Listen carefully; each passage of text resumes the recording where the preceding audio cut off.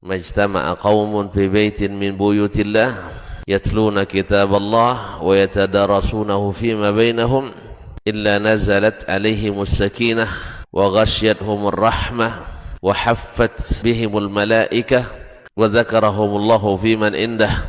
Tidaklah suatu kaum duduk di salah satu rumah Allah membaca ayat-ayat Allah dan sama-sama mempelajarinya kecuali turun kepada mereka as-sakinah, ketentraman dan kenyamanan. Wa ghasyiyatuhumur rahmah, dan mereka diliputi pula oleh rahmat, kasih sayang dari Allah Subhanahu wa taala. Wa haffat bihimul malaikah, dan mereka pun dikelilingi oleh para malaikat, karena malaikat suka majlis-majlis zikir dan ilmu. Wa dzakarahumullahu fiman indah, dan Allah akan banggakan sebut-sebut mereka di kalangan malaikat-malaikat yang ada di sisinya, di masyarakat atas. Mudah-mudahan kita termasuk yang sering disebut-sebut di sisi Allah, di kalangan para malaikat, dan di akhir majelis ini mudah-mudahan kita pula mendapatkan seperti yang tersebut dalam hadis qudsi, qumu maghfuran lakum, silahkan berangkat meninggalkan majelis ini dalam keadaan diampuni dosa-dosa kalian.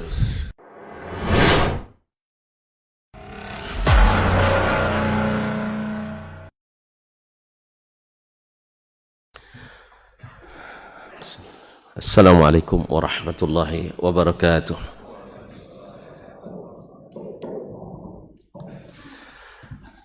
Innal hamdalillah nahmaduhu wa nasta'inuhu wa nastahdihi wa nastaghfiruhu wa natubu ilayh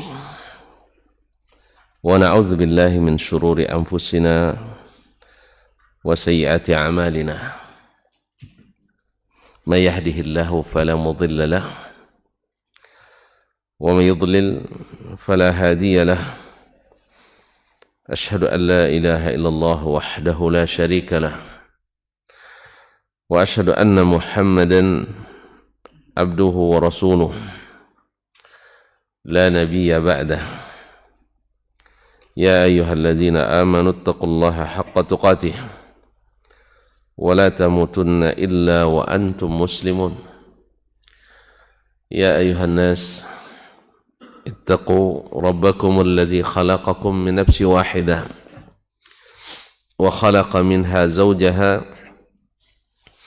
وبث منهما رجالا كثيرا ونساء واتقوا الله الذي تساءلون به والأرحام إن الله كان عليكم رقيبا.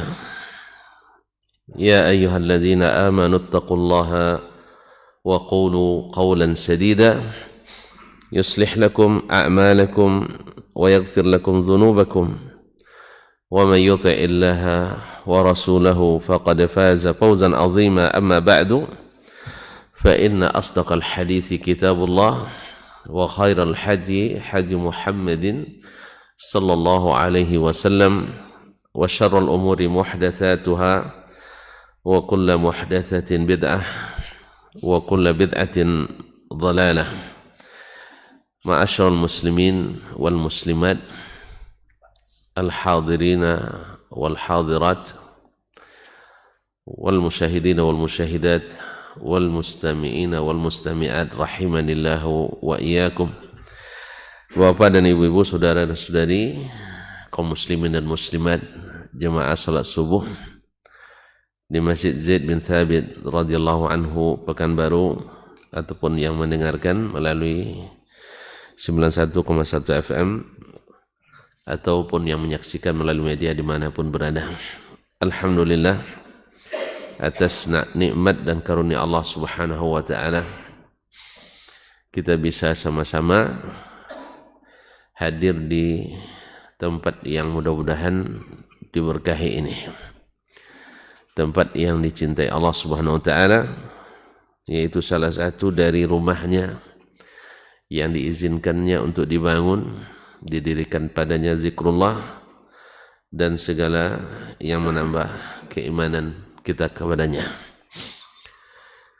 Oleh itu mari kita bersyukur, mudah-mudahan nikmat yang telah kita dapat, mudah-mudahan Allah tambah lagi berlipat-lipat sehingga semakin terasa nikmat. Salawat dan salam kepada Nabi alaihi salatu wassalam. Dengan harapan mudah-mudahan kita semakin dekat kepadanya dan diberikan syafaatnya pada hari kiamat nanti. Amin ya rabbal alamin. Selanjutnya doa kita untuk orang-orang tua kita, para ayah dan ibu, saudara mara kita, sanak famili, para guru, para ustadz, para ulama, dan seluruh kaum muslimin dan muslimat, khususnya imam kita Asy-Syafi'i rahimahullahu ta'ala. Semoga Allah membalas beliau dengan pahala yang berlipat-lipat dari ilmu yang kita dapat, yang telah beliau wariskan dalam kitab-kitabnya, khususnya kitab Ar-Risalah ini. Dan semoga kita pun mendapatkan kebaikan yang banyak daripadanya berupa ilmu dan faedah. Kaum muslimin dan muslimat, masih dalam Jumalul Faraid, bab tentang kewajiban-kewajiban, amalan-amalan yang Allah wajibkan secara mujmal, garis besar. Lalu Allah Subhanahu wa taala perintahkan, wahyukan kepada Rasul kita atau Rasulnya sallallahu alaihi wasallam untuk menjelaskan segala perinciannya. Jadi Allah berikan kewajiban secara garis besar. Kemarin sudah masuk pada bab tentang salat. Lalu datang dari Nabi sallallahu alaihi wasallam penjelasannya dalam bab-bab tersebut. Maka Rasulullah sallallahu alaihi wasallam memberitahukan kepada kita bahwa salat yang diwajibkan itu bilangannya adalah 5 waktu dalam sehari dan semalam. Lalu beliau jelaskan pula bahwa masing-masing salat itu berapa jumlah rakaatnya. Salat zuhur 4, asar 4, dan isya 4. Sedangkan maghrib 3, subuh 2. Dan wasanna fiha kulliha qira'atan, dan Rasulullah SAW sunnahkan pula pada semuanya, semua salat itu ada qiraahnya, ada bacaan Al-Qur'annya. Wasanna annal jahra minha bil qiraah, dan disunahkannya pula bahwa qiraat atau bacaan yang dijaharkan pada salat maghrib, salat isya, dan subuh. Maghrib, isya, dan subuh. Wa annal mukhafatata bil qiraati fi adh-dhuhri wal 'ashr, dan bahwasanya mensirkan atau tidak menjaharkan bacaan itu pada salat zuhur dan salat asar. Dan ini semuanya semata-mata ta'abbud.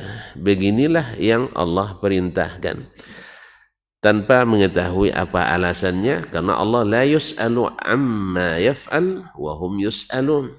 Allah tidak ditanya kenapa begini dan begitu. Kita yang ditanya, kenapa antum begini dan begitu. Allah SWT, dia pemilik alam ini secara mutlak, dan dia pula yang berhak mengaturnya secara mutlak. Tidak ada yang menandinginya. Maka ini miliknya. Makanya orang-orang yang mengingkarinya, orang-orang yang tidak menerimanya, maka berhak Allah SWT menghukumnya kalau dia kehendaki. Dan kalau dia kehendaki, dia ampuni selama ada kartu ampunan itu. Artinya ada syarat diampuninya selama tidak menyekutukan Allah dengan sesuatu.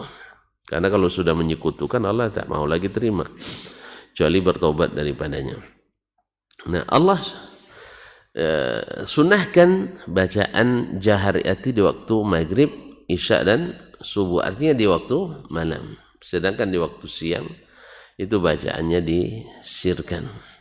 Sebagian ulama menyebutkan hikmahnya, kenapa di malam dijaharkan dan siang tidak dijaharkan.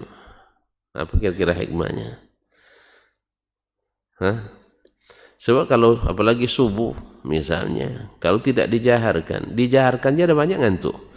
Iya, apalagi tidak dijaharkan, maka perlu dijaharkan. Ya, ini di antara hikmah yang disebutkan oleh ulama. Demikian juga isya, orang dah capek juga bekerja malam siang itu, maka diperlukan jahar. Dan kita subhanallah dengan bacaan yang indah, bacaan yang menggugah, pasti akan bisa membantu kita untuk menghayati dan menikmati ibadah itu.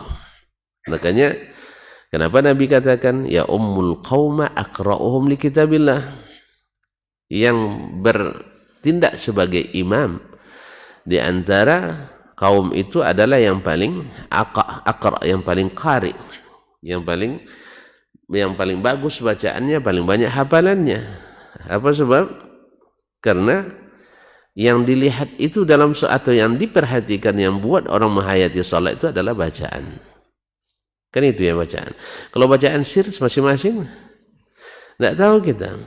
Ini sebagian ada pula, Masya Allah, kalau bacaan jaharnya lama sekali. Tapi pas salat sirnya, kita baru sampai iyyaka na'budu wa iyyaka nasta'in, belum sampai wa iyyaka nasta'innya, dia sudah ruku. Nah, ini juga sebagian ketimpangan yang terjadi. Ya, saya pernah salat di sebagian imam, kalau dia jahar, lengkap jiharkana hawan jazinya lengkap itu, lama sekali. Sampai kapan pula rukunya ini kan itu. Bukan karena ayatnya banyak, bacaannya lamban.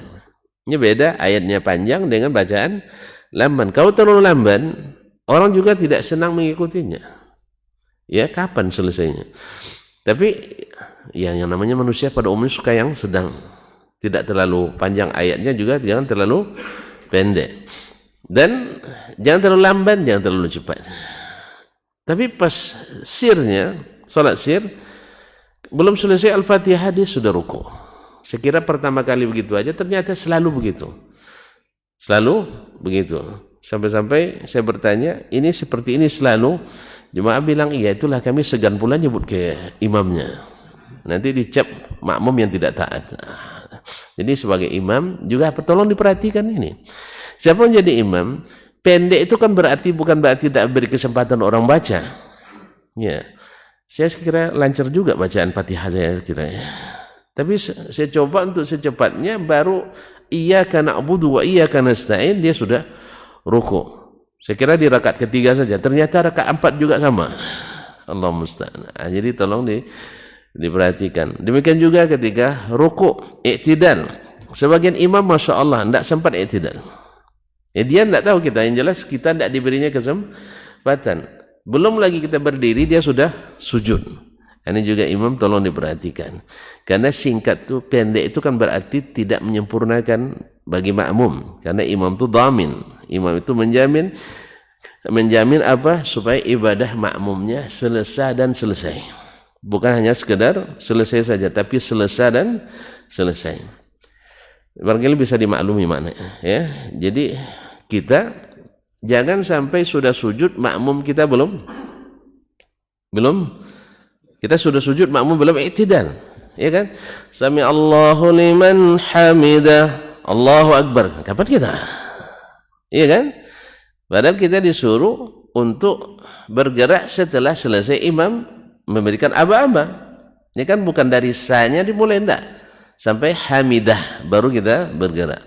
Kecuali dari sa dan mulai kita bergerak, iyalah. Tapi nanti sama dengan dia berdirinya, aku bisa melewatinya. Nah, itu kaum muslimin dan muslimat dirahmati. Ini dijelaskan oleh Nabi alaihi salatu wassalam. Oleh sebab itu maka dia wajibkan tumakninah. Ya, sebagian ulama menyebutkan tumakninah itu bagian dari rukun. Bagian dari rukun. Artinya bila tidak tumakninah, rukunnya hilang. Rukunnya hilang. Masyaallah kiram. Kemudian kita lanjutkan, atau Imam Asy-Syafi'i rahimahullah, subhanallah, ya kita ini memang seperti kata Abdurrahman ibn Mahdi mengundang decak kagum para ulama, apalagi kita. Seperti Abdurrahman ibn Mahdi mengatakan, lamma nazartu risalata lisy-Syafi'i a'jabatni. Ya. Jadi ketika saya melihat kitab risalah Imam Syafi'i ini sangat mengagumkan bagiku. Wajadtuhu min aqilin fahimin wa au kama qala al-imam rahimahullah taala. Wasanna annal fardha fid dukhuli fi kulli salatin bitakbir. Kemudian Nabi sunnahkan pula bahwasanya wajib fil dukhuli fi kulli salatin bitakbir. Wajib setiap memulai salat yaitu dengan takbir.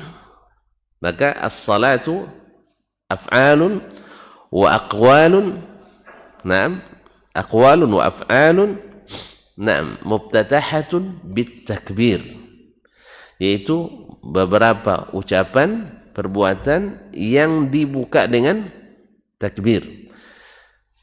Atau dalam hadis bukan tahrimuha takbir, yaitu tahrim memulainya salat itu artinya haram amalan lain setelah kita memulai yaitu dengan takbir. Maka disebut dengan takbiratul ihram, yaitu takbiratul ihram atau takbiratul tahrim, yaitu dengan kita bertakbir itu haram segala yang tidak berkaitan dengan salat.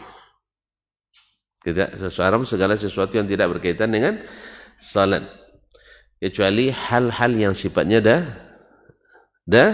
darurat. Apa contoh daruratnya? Hah? Apa contoh darurat? Misalnya tuan-tuan kalau pergi haji atau umrah bawa anak bayi kecil, misalnya anak kecil yang sudah pandai berjalan-jalan, solat Masjidil Haram, boleh tak nengok anak-anak itu kemana perginya dalam solat? Bukan kejar-kejaran, ya salah paham. Tidak, menoleh gitu. Kemana perginya anak tadi? Boleh? Ini harus dibahas kayaknya ini. Ya, kecuali darurat atau hajat, ada kebutuhan. Karena kalau dibiarkan tanpa dilihat nanti hilang. Mau hilang anak? Hah? Makanya kalau biasanya kalau orang-orang luar negeri itu kalau bawa anak kecil dipakainya tali. Nah, satu tali diikatkan di tangan ibunya atau bapaknya, satunya di tangan anaknya, bukan di lehernya. Kalau leher salah paham orang nanti. Di tangannya. Tahu bedanya di tangan dengan di leher? Ah, tahu lah. Jadi kalau taruh leher nih orang bilang macam-macam sama kita. Tapi satu di tangan ibunya, satu di tangan tangan bapaknya. Panjang talinya coba. Ya, kalau anak ceritanya tadi, anak kecil itu kan dia tidak tahu pergi kemana-mana, nanti pulang tidak tahu lagi dia. Makanya dia dipasang tali kadang supaya tidak jauh perginya. Itu salah satu antisipasi. Karena kalau sudah hilang, awak masuk pintu 80, nanti diantar orang anak kita ke pintu 2, kapan ketemunya? Makanya dalam hal ini dibolehkan untuk menoleh, ya tidak dengan badan tapi menoleh dengan kepala saja. Masih di situ masih aman. Kalau sudah masih hilang, gimana? Kalau sudah hilang, gawat. Jadi kalau itu kaum muslimin bisa haji tidak jadi selesai nanti gara-gara itu. Masyaallah kiram dirahmati Allah. Jadi tahrim tidak boleh melakukan gerakan sesuatu kecuali yang tidak berkaitan dengan salat kecuali dalam keadaan darurat misalnya. Misalnya kalau kita nak bergeser aja, rasanya lebih enak disep ke sana misalnya. Misalnya kan, kalau karena itu tidak boleh kita melakukan gerakan. Tapi kalau mengisi sab yang kosong atau sab yang putus, boleh apa enggak? Boleh. Kenapa boleh? Ini tidak darurat, ini kebutuhan salat. Ini berkaitan dengan kepentingan salat. Ini kepentingan salat. Ada yang berkaitan dengan salat, ada yang tidak berkaitan dengan salat. Makanya kalau berkaitan dengan salat boleh melakukan gerakan walaupun lebih dari 3 kali.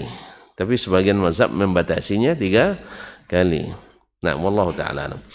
Masyaallah kiram dirahmati Allah, atau menggendong anak ketika dalam keadaan salat. Tapi jangan setiap hari dibilang asal nak pergi salat suaminya bang bawa anak katanya kan. Sehingga setiap hari bawa gendong anak salat enggak. Dalam keadaan seperti yang tadi dibutuhkan sekali. Wasanna anna al-fardha bi dukhuli bi kulli salat bi takbir wal khuruj minha bi taslim.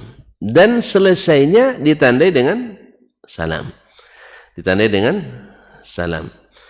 Jadi boleh diganti dengan goodbye? Tidak boleh. Harus assalamualaikum. atau assalamualaikum warahmatullah, atau assalamualaikum warahmatullahi wabarakatuh. Semuanya warid. Yang penting salam. Nah, boleh nggak dimulai dengan salam, habis itu ditutup dengan takbir? Kenapa nggak boleh? Nggak sesuai syariat. Tapi kan tidak ada larangannya. Nah, ini kan selalu bahasa senjatanya. Mana dalil yang melarang? Ada dalil yang melarang. Jangan kalian mulai sholat dengan takbir, dengan salam. Tidak ada kan? Terus kenapa tidak berani? Karena tidak ada petunjuknya. Berarti keluar dari petunjuk Nabi, berarti menyalahi. Demikian juga dengan amalan-amalan lain. Bahwa melakukan amalan-amalan yang keluar dari petunjuk Nabi, jangan tanya dalil yang melarang. Sebab ketika antum keluar dari petunjuk Nabi, sudah melakukan yang terlarang. Keluar dari petunjuk Nabi sudah melakukan hal yang terlarang, karena kita dilarang keluar dari petunjuk Rasulullah SAW. Ini banyak. Mana dalil yang melarang? Mana dalil yang melarang? Berarti belum putus makrifatnya. Belum putus makrifatnya. Allah musta'an. Kaum muslimin dan muslimat dirahmati Allah. Wa annahu yu'ta fiha bitakbirin thumma qira'atin thumma ruku'in thumma sajdataini ba'da ruku' wa ma siwa hadza min hududiha. Kemudian salat itu didatangkan di dalamnya pertama takbir, diiringi qiraah bacaan, thumma ruku', setelah bacaan ruku', bacaan Fatihah dan ayat, thumma sajdataini, setelah ruku' sujud. Ya, maksudnya i'tidal dulu sebelum itu. Nah, beliau tidak bermaksud menyebutkan semuanya. Tapi begitulah urutannya. Thumma sajdataini ba'da ruku', kemudian 2 kali sujud setelah ruku', wa ma siwa hadza min hududiha, dan had-had atau aturan-aturan yang telah ditetapkan selain ini oleh Rasulullah sallallahu alaihi wasallam. Wa sanna fi salati safari qasran, dan disunnahkan pula oleh Rasulullah. Kepanjang saja penjelasannya lagi kan, padahal ayatnya tadi wa aqimu as-salat innas salata kanat al-mu'minina kitaban mawquta, dirikan salat. Sesungguhnya salat itu wajib bagi orang beriman pada waktu yang telah ditentukan. Kapan waktunya? Inilah perincian dari Nabi. Seperti apa wajibnya? Inilah dari Rasulullah sallallahu alaihi wasallam. Sebab itulah sebabnya para ulama, di antara ulama tabi'in ada yang mengatakan bahwa Al-Quran lebih membutuhkan as-sunnah daripada as-sunnah membutuhkan Al-Quran. Artinya apa? Al-Quran tanpa sunnah tidak bisa dilaksanakan. Tapi as-sunnah kalau dilaksanakan terlaksana Al-Quran. Disitulah kenapa orang yang hanya berpegang pada Al-Quran sesat. Yang berpegang pada Al-Quran bisa tersesat tanpa as-sunnah. Makanya Nabi jadikan satu paket agar kita tak tersesat. Apa kata Nabi SAW? Saya tinggalkan bagi kalian amrain, 2, bukan 1. 2 ya, bukan 1. Bila kalian berpegang teguh kepada keduanya, bukan satunya, berpegang teguh pada keduanya, kalian tak akan sesat. Tapi kalau pegang satunya, mungkin sesat, mungkin tersesat. Ya, pegang sunnah saja misalnya tanpa Al-Quran bisa tersesat. Pegang Al-Quran saja tanpa sunnah lebih mungkin tersesat.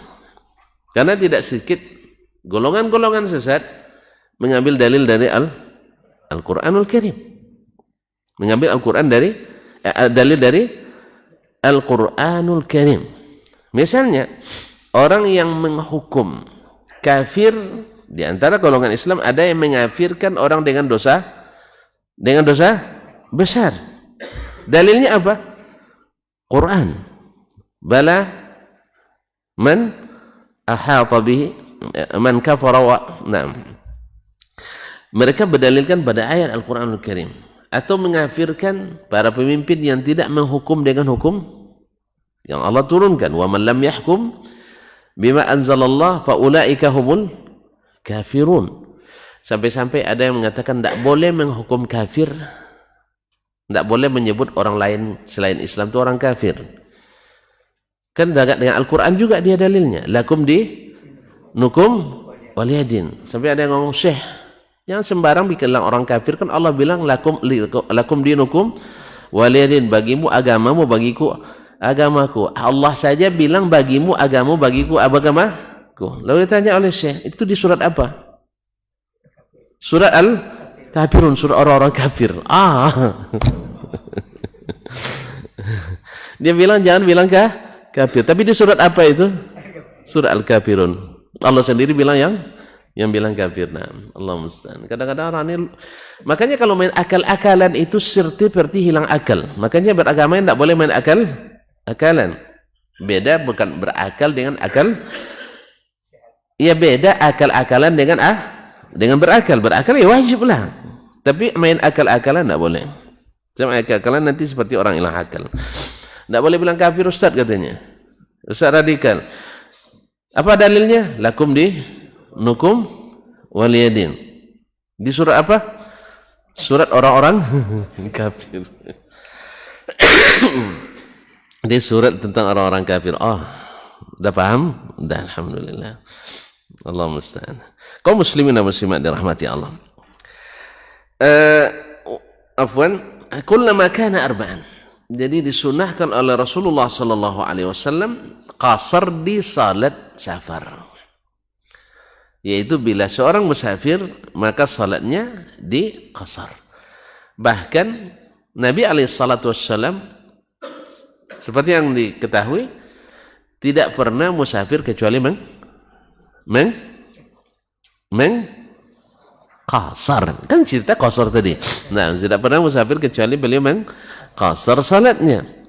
Oleh sebab itu para ulama menyebut mana lebih afdal, qasar atau itmam. Ketika musafir. Kita musafir nih. Nah, kita kan musafirnya tidak kerja, kan cuma pergi jalan-jalan. Boleh jalan-jalannya? Jalan-jalan boleh kan? Naik kendaraan aja boleh, jalan tidak boleh. Nah, jalan-jalan misalnya.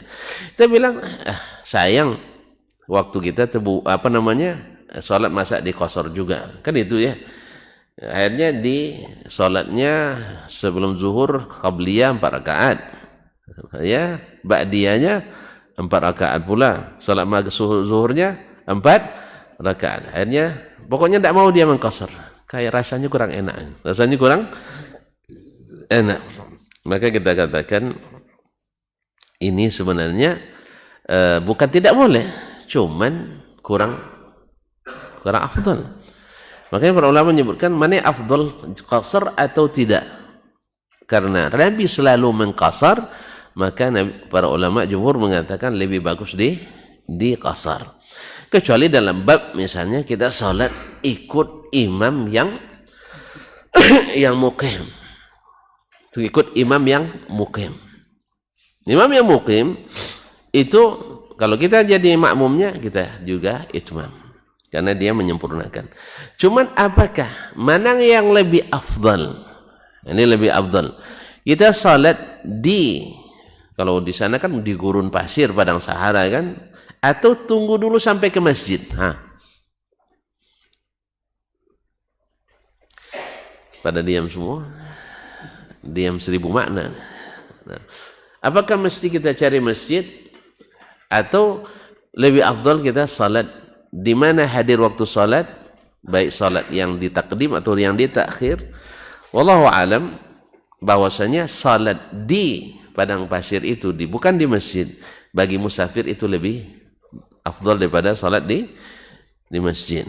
Karena ada hadisnya dari Nabi alaihi salatu wassalam. Jelas? Tapi jangan bilang tidak boleh, tidak. Apalagi di zaman sekarang ini kan, apalagi di musim hujan, tentu cari tempat yang lebih steril, tentunya di masjid. Tapi kalau seandainya tidak ada masjid, kita boleh salat dimanapun. Ya, salat dimanapun, dan bahkan tidak di masjid bagi musafir itu lebih diutamakan. Karena ada sunnahnya seperti itu. Wallahu ta'ala alam.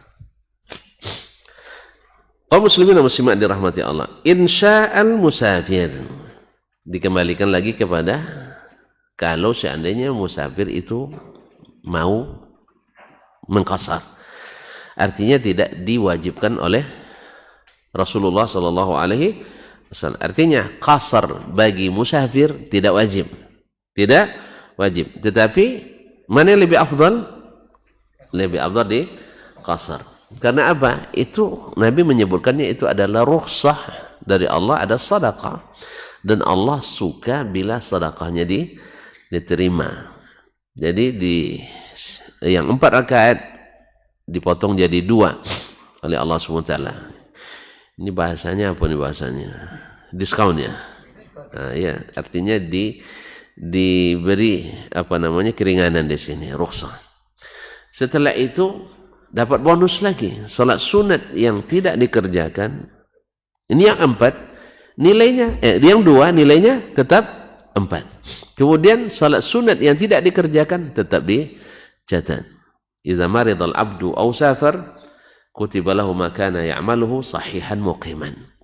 Apabila seorang hamba itu sakit atau musafir, maka seluruh amalan yang biasa dia kerjakan ketika tidak musafir atau ketika tidak sakit tetap dicatat. Makanya ketika sehat jangan sia-siakan. Ketika tidak musafir jangan dilengahkan. Kerjakan sedapat mungkin yang sunat-sunat itu, karena ketika kita musafir kan kita tinggalkan. Nah, ditinggalkan ketika musafir itu karena kebiasaan kita mengerjakannya di waktu sedang mukim, tetap dicatat pahalanya. Tidak mau. Tidak mau. Awak cuti, gaji, jalan. Tidak ada yang tidak mau nih. Apalagi kalau ditambah pula. Ya kan? Kan ditambah. Doanya mustajab. Orang musafir kan doanya mustajab. Jadi subhanallah, memang Islam benarlah Allah katakan, tidak juga kita masuk surga memang betul-betul melarat gitu Pak. La yaslaha illal ashqa. Tidak masuk neraka kecuali orang-orang yang benar-benar melarat. Ya demikian Allah mudahkan, dosa, utang cukup dengan memajukan permohonan. Iya kan? Utang sebanyak apapun cukup dengan memohon ampunan, taubat. Kan ada yang lain-lain lah. Ya kan? Cukup bertobat. Bahkan hal-hal yang ada konsekuensi hukumnya pun sekalipun. Misalnya seseorang minuman keras, narkoba. Kalau dilaporkan ke aparat ada hukumannya? Ada? Ada enggak? Apa hukumannya? Masuk neraka? Oh, penjara. Nah, masuk penjara.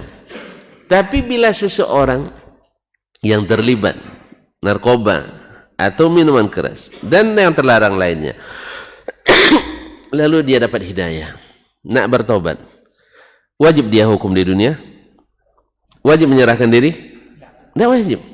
Dia cukup meninggalkannya, menyesalinya, berazam untuk tidak kembali lagi kepadanya, selesai. Jelas ya? Selesai. Atau orang melakukan perbuatan yang keji, hubungan yang tidak nikah misalnya. Kalau dia sudah pernah nikah, kan dirajam sampai mati. Kalau dia menyerahkan diri atau mengakui. Atau dicambuk, kalau yang belum pernah menikah, dicambuk 100 kali dan diasingkan setahun. Tapi dia enggak. Karena enggak tertangkap. Kalau tertangkap bahaya lagi, dihukum masa nanti. Nah, karena tidak berlaku hukum, akhirnya hukum berat, lebih berat dilakukan orang. Na'udzubillah. Lalu dia bertobat, maka dia simpan rapat-rapat dan hanya biarkan Allah dan dia sendiri yang mengetahuinya. Makanya para Nabi SAW, syariat kita menganjurkan bahwa dosa itu jangan dipublish. Dosa itu jangan dipublish. Karena kalau sudah dipublish itu lebih susah taubatnya daripada dosa yang dilakukan secara tidak diketahui oleh orang lain. Nabi kata, kullu ummati mu'afa illa man yujahir. Seluruh umatku masih dalam keadaan afiat, artinya masih dalam keadaan sehat, masih dalam keadaan mudah untuk diberikan kemaafan, kecuali yang melakukan terang-terangan. yang melakukan terang-terangan. Nasallallahu salamatul afiyah. Kaum muslimin dan muslimat dirahmati Allah SWT. Wa itsbatal maghribi was subhi ala halihima fil hadar. Dan sedangkan salat maghrib dan salat subuh ya tidak diqasar, tetap seperti salat kita di waktu sedang tidak musafir, yaitu maghrib tetap 3, subuh tetap 1, tetap 2, tetap 2. Subhanallah, masih fokus. Alhamdulillah, saya kayak nyendak lagi nih. Nah, subuh tetap 2 rakaat. Wallahu a'lam apa hikmahnya, karena memang salat itu ya baik yang wajib maupun yang sunat minimal itu 2 rakaat, minimal 2 rakaat, kecuali witir boleh dengan 1. Jadi salat itu minimal 2. Kalau maghrib dipotong 2, 1,5, gimana cara 1,5? Tidak ada 1,5-nya. Subuh dipotong 2, tinggal 1. Padahal dia bukan salat malam, dia sudah terhitung salat siang, artinya sudah waktu siang, makanya tidak dipotong, maka tetap seperti dalam keadaan tidak musafir. Wallahu a'lam. Tapi kan seperti yang kita katakan tadi, ini semata-mata ta'abbudi. Kalau nak gali hikmah silakan, tapi hikmah itu bukan alasan. Karena Allah tidak perlu ditanya kenapa begini, kenapa begitu. Kita yang ditanya kenapa begini, kenapa begitu. Ya sudah disuruh salat, tidak mau juga salat. Nah. Wa annaha kullaha ila al-qiblah. Kemudian dijelaskan lagi bahwa seluruh salat itu mesti menghadap kiblat. Musafiran kana atau muqiman. Baik dalam keadaan musafir maupun dalam keadaan muqim. Illa fi halin minal khawfi wahida, kecuali dalam keadaan salat khauf, yaitu salat dalam peperangan atau dalam ketakutan. Ya, mungkin tidak perang, tapi dalam ketakutan. Apa contohnya? Yang ketakutan bukan perang. Tidak pernah merasakan. Bilang, ya Allah jangan sampai saya rasakan. Nah, misalnya orang dikejar gelombang tsunami misalnya, la qadarullah. Kita harus sholat juga, waktu sholat mau habis gitu. Tsunami-nya datang menjelang maghrib. Ini orang-orang yang melambatkan sholat, beginilah. Jadi dia lambat sholatnya, pas lihat itu baru dia sadar, astagfirullah saya belum sholat asar, sambil berlari. Boleh sholat? Boleh sholat sambil berlari. Nah, dah mulai tak fokus. Dalam keadaan takut, ya boleh. Dalam keadaan ketakutan, dikejar musuh. Ini kan tsunami musuh nih kan. Atau dalam keadaan misalnya, apa lagi? Erupsi Gunung Merapi misalnya. Ya, apa namanya, lapa ya. Ya, terlihat mengejar kita. Tentu salatlah dulu ya. Gitu. Insyaallah orang salat akan dipelihara Allah nanti. Enggak. Maka antum sambil berlari karena dikhawatirkan waktu akan keluar padahal kita belum melaksanakan salat, maka salatlah dalam keadaan seperti itu. Wallahu a'lam. Jadi dalam keadaan takut. Tapi dalam keadaan aman tidak wajib menghadap kiblat. Wa sanna anna an-nawafila fi mithli haliha. Dan disunahkan pula oleh Rasulullah bahwa salat-salat sunat fi mithli haliha, dalam keadaan sepertinya, la tahillu illa bi tuhur. Sama halnya dengan salat fardu, tidak boleh kecuali dengan bersuci. Tidak boleh dengan bersuci. Wala tajuzu illa bi qiraah, dan tidak boleh salat kecuali dengan ada qiraah, itu Al-Fatihah. Wa ma tajuzu bil maktubati min as-sujudi wal ruku' wa istiqbalil qiblati bil hadar wal fil ardi wa fis safar.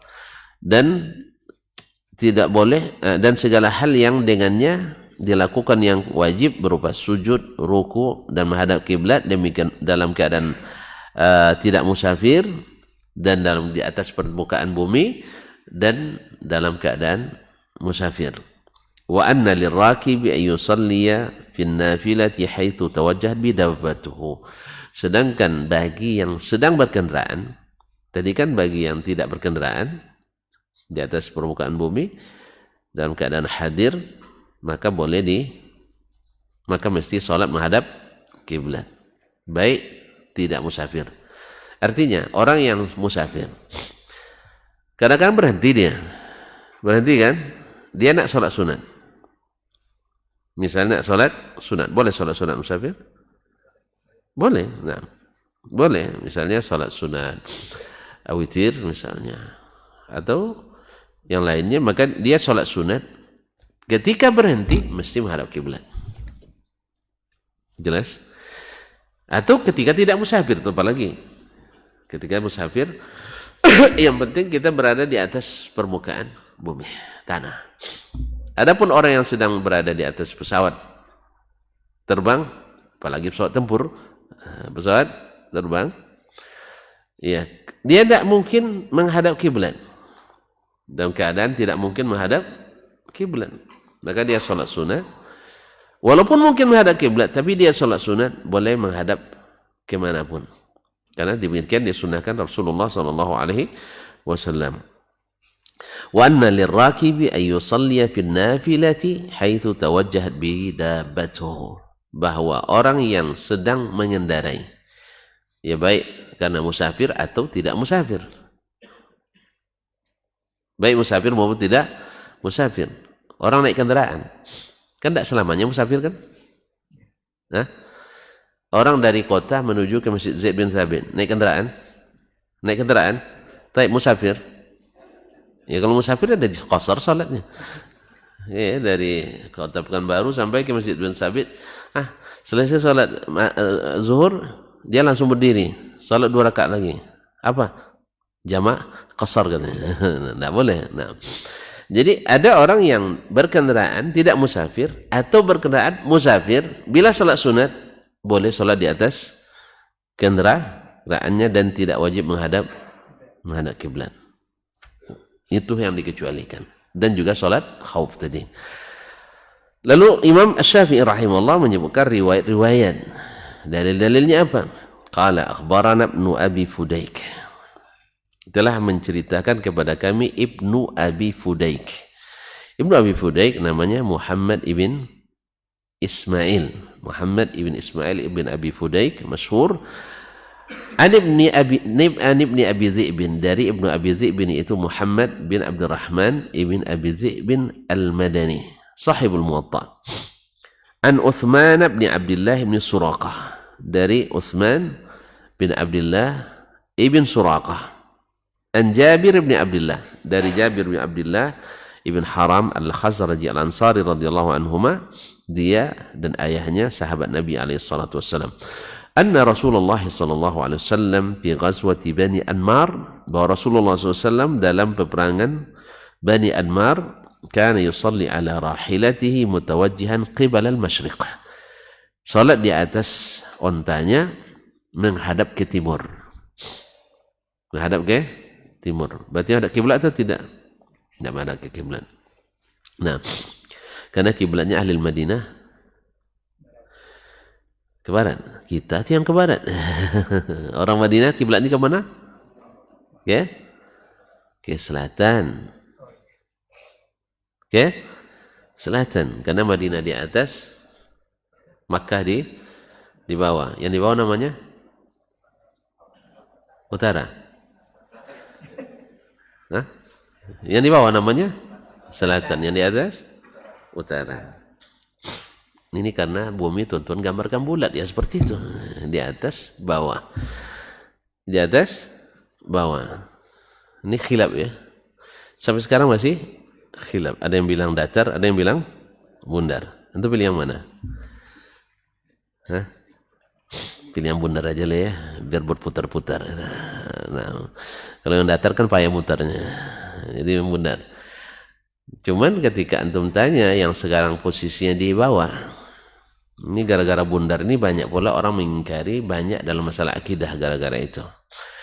Bagi yang mengatakan bundar, coba lihat posisi Australia di bawah apa di atas? bawah. Terus langitnya di mana katanya? Langitnya harusnya dia ke bawah nih kan, karena ke kakinya. Ini kan bundar deh. Indonesia kan di sini, Rusia di atas lagi kan, Australia di bawah. Harusnya kalau langit di sana, dia bilang, mana langit kalian? Di bawah kakinya. Kalau teori bumi bundar. Kalau teori bumi bundar. Tapi coba lah tanya, Bapak punya kawan di Australia? Atau di Eskimo lah. Mana tahu di Australia tidak punya teman, tapi di Kutub Selatan ada teman. Nah, coba tanya, di mana langitnya? Tetap di atas. Tetap di atas. Oleh sebab itu saya cenderung. Tapi jangan marah, enggak. Ini masa enggak boleh berpendapat khilaf. Itu katanya khilafiyah harus saling memahami. Jangan dicemooh saya, akhirnya. Nah, karena bahasa Al-Quran, bumi itu dah terhamparan, firasan, mihadan. Ya, itu hak saya untuk berpendapat. Ini kadang-kadang tuh katanya boleh beda pendapat, tapi selalu dicemooh, ditertawain dan sebagainya. Ya Pak, menurut saya, bukan menurut saya, yang saya pahami maksudnya dari Al-Quran dan hadis, bahwa bumi itu hamparan itu. Hamparan. Nah, datar yang tidaklah ada gunung-gunungnya kan, hamparan itu. Wallahu a'lam. Tuan-tuan nak bilang bundar, saya juga tidak akan protes. Cuman dalil-dalilnya selalu mentok gitu. Karena dibilang teorinya, kalau ada yang berangkat dari sini menuju timur, akan kembali ke tempat yang sama. Ini kan teori kan? Saya nak nanya, ada yang pernah melakukan perjalanan itu? Jawabannya, belum ada yang selamat. Belum ada yang selamat. Itu teori. Karena ada segitiga Bermuda yang belum bisa dipecahkan rahasianya oleh orang sampai sekarang. Seluruh pesawat, seluruh kapal yang sampai ke situ, insya Allah tidak balik. Kayaknya bagian dari akhirat, kayaknya enggak ya. Saya tidak tahu. Ya saya belum ketahui ada yang selamat keliling dunia itu belum ada menurut yang saya ketahui. Kalau ada beritahu saya, bisa saya yang salah. Ustaz tidak diupdate ilmunya. Ada yang tahu? Bagi tahu saya. Saya tahu saya belum ada yang selamat. Ya, yang mencoba sudah ada, tapi belum ada yang selamat. Jadi teori bahwasanya kalau berjalan menuju ke satu arah akan kembali ke yang sama, belum ada asli uji coba. Yang ada itu hanya secara perkiraan. Nah, kok bahas ini pula kita? Nah, ini tidak perlu dibahas sebenarnya, tidak perlu dibahas. Cuman karena ada orang gara-gara bumi bundar yang mengingkari Allah di atas dengan itu. Lalu atasnya orang Australia di mana katanya? Maka kita tanyakan gampang aja, kok gitu aja kok repot. Tinggal telepon teman antum di Australia, tanyakan langitnya di mana. Nak bundar, nak datar, itu urusan lain nanti. Yang jelas tetap nunjuknya ke atas. Selesai. Cuma gara-gara itu orang menolak, itu masalahnya. Ini masalah akidah nanti. Kalau mau di pelajaran lain. Oke. Baik. Ya. Antum agak bingung dikit. Jangan sampai bingung, oke. Nah. Kaum muslimin dan muslimat dirahmati Allah, bahwa Rasulullah SAW di peperangan Ghazwati Bani Admar kan yusalli ala rahilatihi, salat di atas kendaraannya mutawajjihan au haitsu mutawajjihan qibla al-masyriq, menghadap ke arah timur, bukan ke selatan. Nah. Akhbarana, kemudian Imam Syafi'i mengatakan akhbarana Muslim, telah menyampaikan kepada kami hadis ini atau berita ini Muslim. Siapa Muslim itu, Pak? Muslim Ibn Khalid, Ibn Farwah, terus kan Abu Khalid Az-Zinji, seorang faqih Mekah. Dengan beliaulah Imam Asy-Syafi'i pertama belajar fikih. Dia, dan inilah guru fikih pertama Imam Asy-Syafi'i di Mekah dulu. Dari beliau banyak sebelum bertemu dengan Imam Malik. Jadi kaum muslimin dan muslimat, ini juga teori yang mengatakan murid mesti seperti guru 100%, ya, ini teori yang keliru juga. Sebab banyak orang dengan tren-tren sanad hari ini, ya Imam Fulan bertemu dengan Fulan berarti mesti sama pendapatnya. Kan banyak dibuat seperti itu. Ini framing ini. Bahwasanya antara Imam Syafi'i dengan Imam Malik banyak beda pendapat. Banyak. Maka jangan disangka bahwa sekarang kita ketika bermazhab, misalnya mazhab Syafi'i, bisa seperti Syafi'i 100%. Tidak ada. Pasti ada perbedaan pendapatnya. Maka jangan dipaksa. Oh, antum Hambali, mesti Hambali 100%, tidak bisa. Syafi'i mesti 100%, Syafi'i 100%, tidak ada yang bisa. Tidak ada yang bisa. Oleh sebab itu, maka kewajiban mengikuti satu mazhab adalah kewajiban yang batil. Tidak ada yang bisa. Ya. Yang bermazhab Syafi'i sekarang tidak bisa belanja di supermarket, tidak bisa. Nah, masuk tol tidak boleh. Ya, tidak boleh. Kalau pegang mazhab Syafi'i, apalagi kartu kredit. Tambah tidak boleh nanti. Awak nak mau juga kartu kredit. Kalau itu keluar dari mazhab Syafi'i. Bilang aja, tidak wajib. Karena tidak ada imam itu satu pun yang mewajibkan, selesai. Tapi boleh, silahkan. Antum nak pilih mazhab Syafi'i. Kalau saya pilih Syafi'i, antum pilih apa? Hah? Hambali. Keluar dari Indonesia. Ini kadang ultimatum seperti ini kan seperti dia yang punya negara ini gitu. Kalau tidak mazhab Syafi'i keluar dari Indonesia. Subhanallah. Memang antum yang punya negara kesatuan Republik Indonesia ini. Negara menjamin umatnya atau bangsanya, rakyatnya untuk meyakini menurut keyakinan masing-masing. Ya, jangan diwajibkan yang tidak diwajibkan oleh agama dan negara. Kecuali negara ada bilang nanti yang tidak bermazhab Syafi'i keluar dari Indonesia. Nah, saya selamat Pak Bapak yang enggak. Nah, saya mazhab saya Syafi'i, saya sudah iklankan itu, saya ada keprogramirkan. Antum enggak? Nah, berarti apalagi anti mazhab. Kaum muslimin dan muslimat. Kenapa saya pilih mazhab Syafi'i? Karena Imam Syafi'i bilang jangan taklid kepada aku. Jelas? Jangan taklid kepada aku. Imam Al-Muzani di awal mukhtasarnya, saya bangga menjadi perawi pendapat imam atau ilmu Imam Asy-Syafi'i ma'ailamihim. Tetapi saya ingatkan annahu atau nahyahu an taqlidihi wa taqlidi ghairihi minal ulama. Dengan tetap memberitahukan kepada seluruh orang bahwasanya Imam Syafi'i melarang taklid kepadanya dan taklid kepada siapapun dari ulama. Dah selesai masalah. Berarti murid-murid Imam Syafi'i telah memberikan kita ilmu yang diberikan oleh Imam Syafi'i. Bahwa Imam Syafi'i ambillah ilmu ini sebanyak-banyaknya. Tapi ingat, jangan taklid kepada saya. Berarti Imam Syafi'i tidak mewajibkan ikut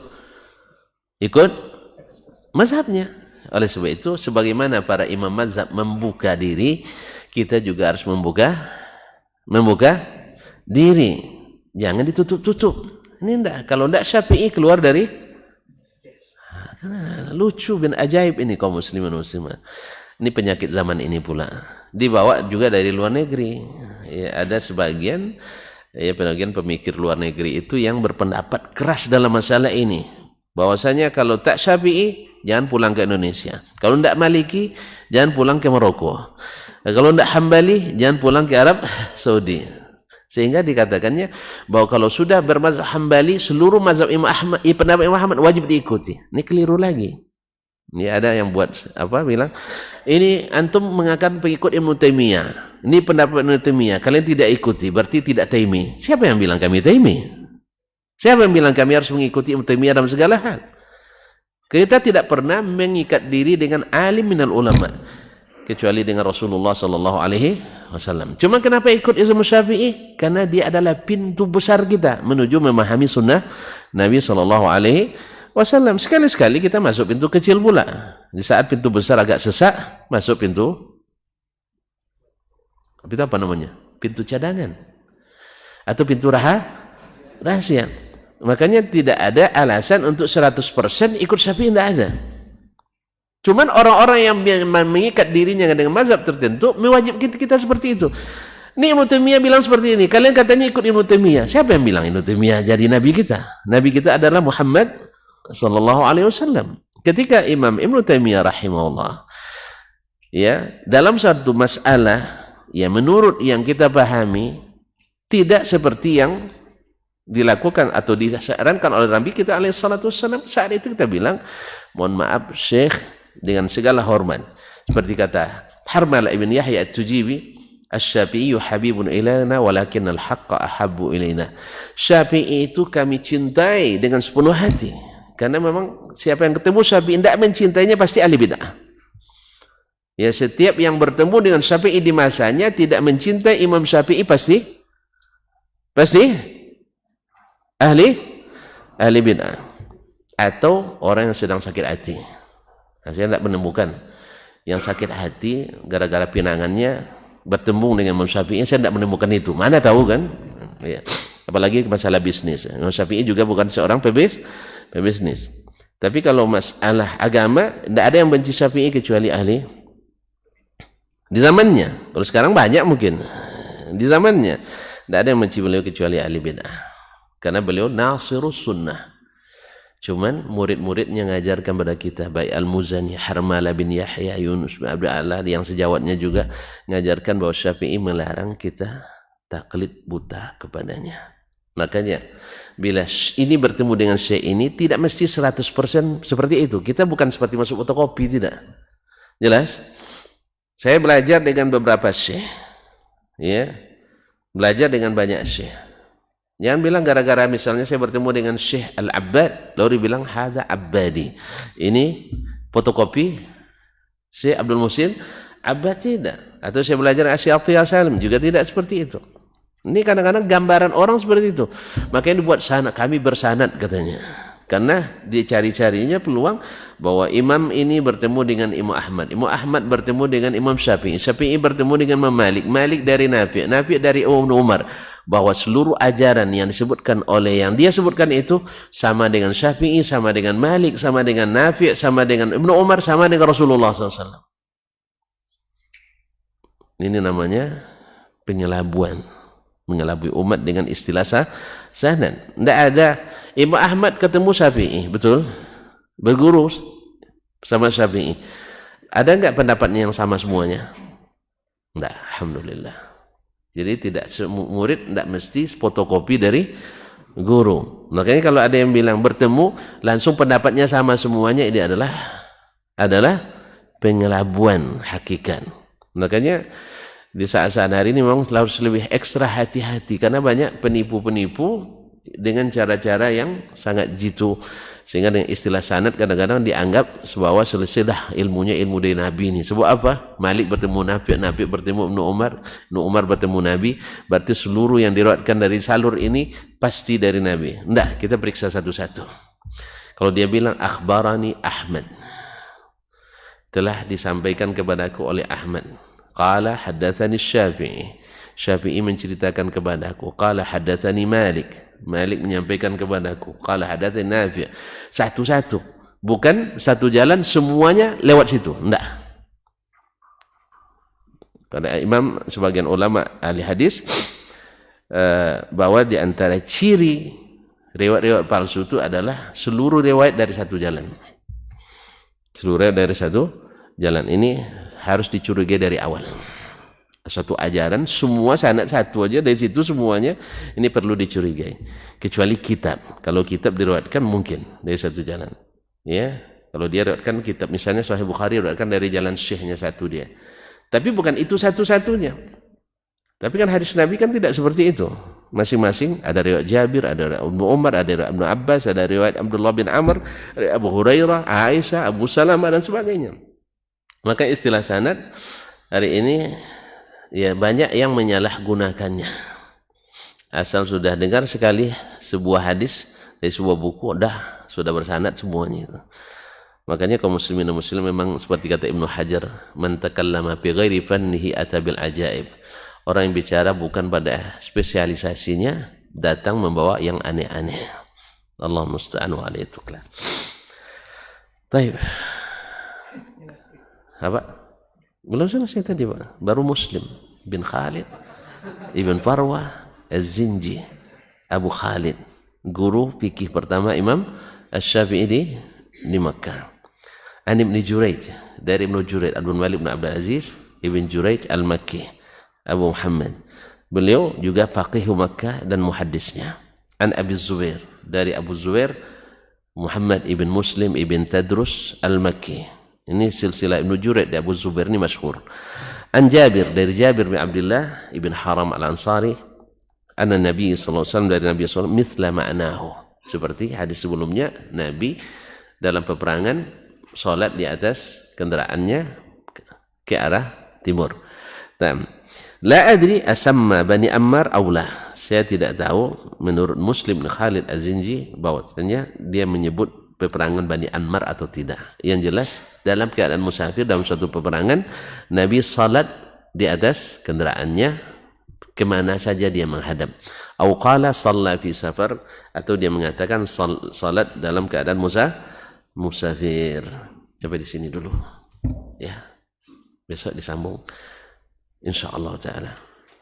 Intinya bahwa Allah pardukan, Allah wajibkan salat itu secara garis besar. Lalu keterangan perinciannya datang dari Rasulullah SAW. Imam Syafi'i ingin mengajak kita untuk tidak mendengar orang yang tidak seperti ini, mengambil amalan bukan dari Nabi SAW. Karena di zaman beliau sudah mulai ada suara-suara sumbang, yaitu tidak mengambil hujjah dari hadis Nabi SAW. Maka dia katakan, kalau kau tak ambil hujjah, engkau tak bisa sholat. Ini contohnya. Jadi secara eksplisit Imam Syafi'i ingin tunjukkan kepada kaum muslimin secara khusus dan orang-orang yang mulai melenceng dari ajaran agama, di mana meninggalkan sunnah Nabi alaihissalam, baik secara mutlak ataupun secara parsial. Bahwa kalau ingin melaksanakan sesuatu, agama ini memang harus merujuk kepada Nabi SAW. Jelas Pak ya? Kalau udah jelas berhenti kita, kalau belum diulang lagi. Udah, alhamdulillah. Memang kalau udah nak pulang ini jelas semua namanya. Baik, terima kasih dan mohon maaf. Subhanakallah bihamdik, asyhadu an la ilaha illa anta astaghfiruka wa atubu ilaik. Wassalamualaikum warahmatullahi wabarakatuh.